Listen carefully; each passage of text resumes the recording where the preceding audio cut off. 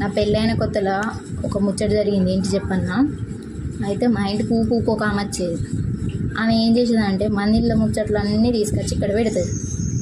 అయితే అట్లనే ఒకరోజు నీకు ఏడ పని లేదా, వాళ్ళ ఇళ్ళ ముచ్చట్లు అన్నీ తెచ్చి మా ఇంటికాడ పెట్టుకోవు అని నేను అన్న పాపానికి కంట్లో పెట్టుకున్నదిగా నన్ను